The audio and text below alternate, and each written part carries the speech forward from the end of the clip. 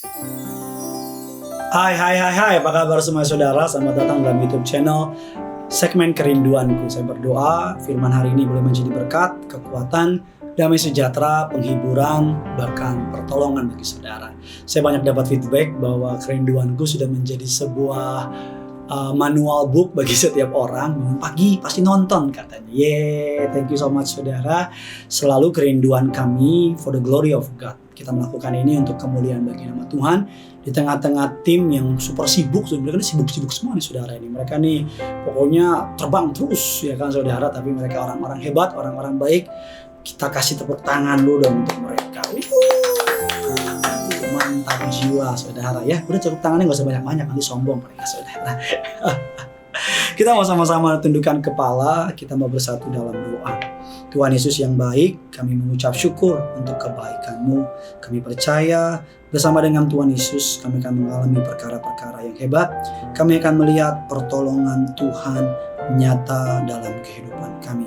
Kami berdoa, berkati siapapun menyaksikan firman ini, mereka boleh diberkati oleh Tuhan. Pakai hamba-Mu untuk boleh menjadi saluran berkat. Lidah bibir perkataannya diurapi dari surga. Siapapun yang menyaksikan ini, mereka diberkati Tuhan. Kita akan mempelajari sebuah tema. Judul temanya pada hari ini adalah kehidupan yang diubahkan. Sama seperti saudara diubahkan dengan menyaksikan firman Tuhan, merenungkannya, ikut dalam penyembahan. Begitu juga Tuhan rindu. Kita bukan saja, saya percaya Tuhan menerima kita apa adanya, tapi saya percaya Tuhan tidak mau kita apa adanya. Dia rindu kita hidup sesuai dengan anak-anak kerajaan surga. Kita ini anak raja loh saudara. Kita tuh hidup kita tuh harusnya penuh kuasa, penuh mukjizat, dari kemenangan kepada kemenangan, berjalan dalam kemuliaan yang Kristus Yesus miliki karena kita adalah anak-anaknya dan pengikutnya. Kehidupan dalam Tuhan itu harusnya luar biasa. Kehidupan ikut Tuhan itu harusnya dahsyat. Kehidupan kita harusnya penuh dengan kesaksian, penuh dengan cerita-cerita yang luar biasa karena Tuhan kita luar biasa. Ia sanggup mengubahkan kita dari manusia lama menjadi manusia baru. Ada dua hal atau dua hasil utama karya pembaruan Kristus, yaitu yang pertama roh dan pikiran. Kebalik saudara, roh kita dan pikiran kita. Sebelum kita percaya kepadanya, kita tuh gak punya relasi yang baik sama Tuhan. Bahkan mungkin kita bermusuhan. Atau bahkan mungkin kita benci perkara-perkara rohani, dengar firman males, jalan ke gereja, berdoa males, bahkan nyembah Tuhan juga gak mau. Tetapi ketika kita diperbarui roh dan pikiran kita menjadi cinta sama Tuhan. Kemarin saya ketemu jemaat, saya diberkati juga sih. Dia bilang, Pak, saya tuh sekarang jadinya kalau gak ke gereja ada yang ngerasa aneh, ada yang ngerasa kurang. Dulu Pak bertahun-tahun gak ke gereja, cuek aja, ngerasa biasa aja. Tapi sekarang tuh kalau gak gereja kayak ngerasa ada yang kurang. Oleh karena itu kita mau mempelajari saudara, bahwa ketika kita diubahkan oleh Kristus, roh kita diubahkan, pikiran kita juga diubahkan. Efesus 4, 21-24. Karena kamu telah mendengar tentang Dia dan menerima pengajaran di dalam Dia, menurut kebenaran yang nyata dalam Kristus Yesus, yaitu bahwa kamu berhubung dengan kehidupan kamu yang dahulu harus menanggalkan manusia lama yang menemui kebinasaannya oleh nafsunya yang menyesatkan, supaya kamu diperbarui di dalam roh dan pikiranmu dan mengenakan manusia baru yang telah diciptakan menurut kehendak Allah dalam kebenaran, dalam kekudusan yang sesungguhnya. Oleh anugerahnya, Roh Kudus menjamah hati dan hidup kita. Kalau kita merespon karya Roh Kudus, kita pasti dibawa kepada pertobatan. Percaya kepada Kristus, kita pasti diubahkan menjadi ciptaannya yang baru. Roh kita yang mati, dihidupkannya kembali. Saudara, dahulu Saulus penganiaya jemaat. Dahulu dia orang yang sangat benci kepada kekristenan, tetapi dia bertobat. Sejak itu, Tuhan memakai menjadi alatnya, menjadi rasul yang merintis begitu banyak gereja dan menulis hampir setengah dari kitab perjanjian baru. Dulu dia seteru Allah, sekarang dia sekutu Allah. Keren ya saudara ya. Dulu dia musuhnya Allah, sekarang dia sahabatnya Allah. Roma 12 ayat yang kedua. Janganlah kamu menjadi serupa dengan dunia ini, tapi berubahlah oleh pembaruan budimu, sehingga kamu dapat membedakan manakah kehendak Allah, apa yang baik, yang berkenan, kepada Allah dan yang sempurna. Kata berubah di atas menggunakan kalimat metamorfo yang artinya mengalami perubahan. Dari seekor ulat menjadi kepompong hingga kupu-kupu. Dari yang menjijikan seperti ulat, tapi kalau diproses oleh Tuhan, cara pandang kita diubah, pola pikir kita diubah, maka kita akan diubah menjadi indah seperti kupu-kupu. Perubahan itu butuh waktu, proses. Tim di sini suka bilang gini, kita percaya proses, Pak. Nah itu dia tuh saudara ya, percaya proses. Proses memang butuh waktu. Proses nggak menyenangkan. Saudara kalau olahraga ke gym nggak langsung mau nge-gym 1 hari 9 jam juga nggak ngubah apa-apa. Yang ada malah capek. Tapi yang mengubah itu tiap pagi walaupun 1 jam, besoknya lagi, pelan tapi pasti akan mengalami perubahan. Kita belajar dari 2 tokoh Alkitab yang mengalami pembaruan pikiran sampai memiliki paradigma yang baru yang membawa kemenangan dan menjadi hidup yang penuh berkat, menjadi berkat yang dahsyat bagi orang banyak. Yang pertama, namanya Yusuf. Yusuf memiliki paradigma yang baru. Ia melihat di balik semua kesulitan ada rencana Tuhan yang indah. Yusuf bukan gak mengalami masa suka, saudara tahu. Kemalangan Yusuf hanya dapat ditandingi oleh kemalangannya Ayub. Orang tuh maunya berkat progresif, Yusuf itu masalahnya progresif. Saudara bayangin 13 tahun hidupnya dibenci oleh saudara-saudaranya, dijual, dibuang di sumur, dijual sebagai budak ke Mesir, difitnah, dilupakan, dipenjara. Namun pada waktunya Tuhan mengangkatnya menjadi penguasa di Mesir. Yusuf sadar ternyata di balik kesulitan ada berkat yang mau Tuhan nyatakan. Mantap sekali saudara. Di balik kesulitan ada berkat yang mau Tuhan nyatakan. Kejadian 50 ayat yang ke-20. Memang kamu telah mereka-rekakan yang jahat terhadap aku, tetapi Allah telah mereka-rekakannya untuk kebaikan. Dengan maksud melakukan seperti yang terjadi sekarang ini, yakni memelihara hidup suatu bangsa yang besar. Yusuf mereframing pola pikirnya. Yusuf memberi makna baru dari pengalaman-pengalaman yang menyakiti hatinya, sehingga ia mendapat hikmat. Kadang-kadang kita perlu melihat masalah bukan dari masalahnya, tapi Tuhan mau apa. Kadang-kadang kita perlu melihat masalah dari sudut pandangnya Tuhan. Melalui kesulitan Allah bekerja.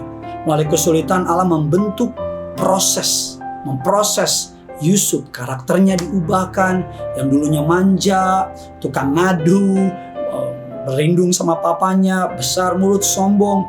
Tuhan mengubah, membawa proses yang panjang, yang tidak nyaman. Yusuf menjadi pribadi yang luar biasa. Lihat dari sudut pandangnya Tuhan. Reframing.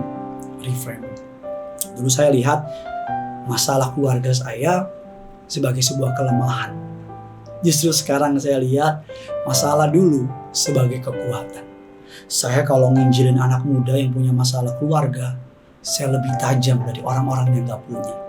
Dulu saya lihat masa-masa suka dalam hidup saya sebagai sebuah beban. Kok enak, kok saya susah sih. Sekarang saya lihat itu sebagai sebuah masa sekolah. Sekarang saya berdiri atas anugerahnya. Mari lihatlah dari sudut pandangnya Tuhan. Reframing. Tokoh yang kedua yaitu Paulus. Puji Tuhan, ketika Paulus bertobat, dia memiliki paradigma yang baru. Ia melihat dirinya sebagai ciptaan yang baru dalam Kristus. Yang dulu ia bangga-banggakan, ahli Farisi, jabatan Farisi, fasilitas yang ia miliki, kegiatan agamawi yang dia banggakan, sekarang dianggap sebagai sampah. Karena dia rindu mengenal Tuhan lebih intim lagi, melebihi segalanya.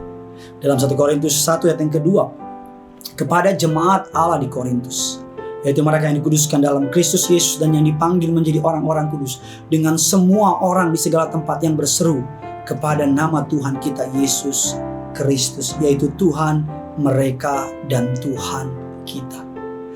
Saudara, Paulus menyebut jemaat di Korintus orang kudus. Mereka juga dipanggil menjadi orang kudus. Maksudnya kekudusan yang pertama itu status. Bukan lagi disebut orang berdosa, melainkan orang benar dan orang kudus. Walaupun statusnya sudah kudus, perilaku harus sesuai dengan kekudusan tersebut. Hidup berpadanan. dengan panggilan tersebut.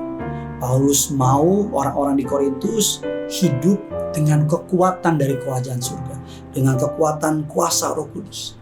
Paulus meninggalkan masa lalunya, berlari kepada Tuhan.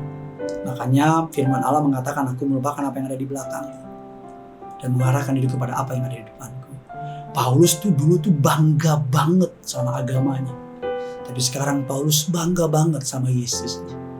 Saya pernah baca sebuah kutipan yang menarik, dikatakan religion make us proud of what we do.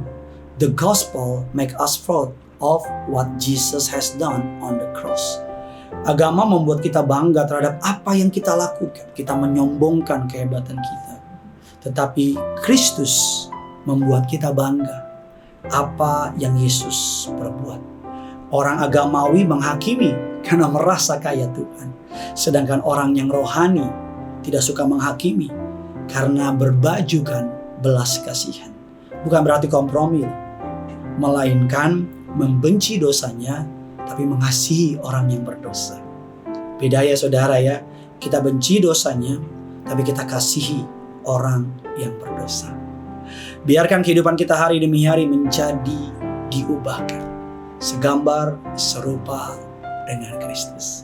Bagikan kabar baik ini sebanyak mungkin agar bukan hanya saudara diberkati, tapi orang-orang di sekitar saudara juga diberkati. Karena yang punya surga, crazy love it. Sama-sama kita mau datang sama Tuhan. Bagaikan bejana siap dibentuk, demikian hidupku di tanganmu. Dengan urapan kuasa rohmu, ku dibaharui selalu. Jadikan ku Allah dalam rumahmu, inilah hidupku di tanganmu. Bentuklah seluruh kehendakmu, pakailah sesuai rencanamu.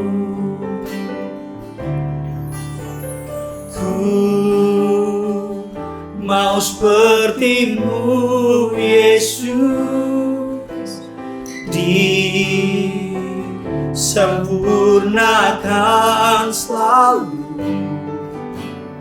dalam segenap jalanku, memuliakan nama-Mu. Mari sama-sama kita datang sama Tuhan. Bagaikan bejana, siap dibentuk.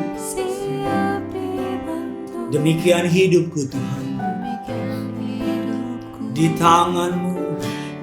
tangan-Mu, dengan urapan kuasa Roh-Mu, ku dibaharui selalu. Jadikanku Allah dalam rumah-Mu, inilah hidupku di tangan-Mu. Bentuklah seluruh kehendak-Mu, pakailah sesuai rencana-Mu. Mari bawa hatimu bilang sama Tuhan, ku mau seperti-Mu Yesus, disempurnakan selalu dalam segenap jalanku,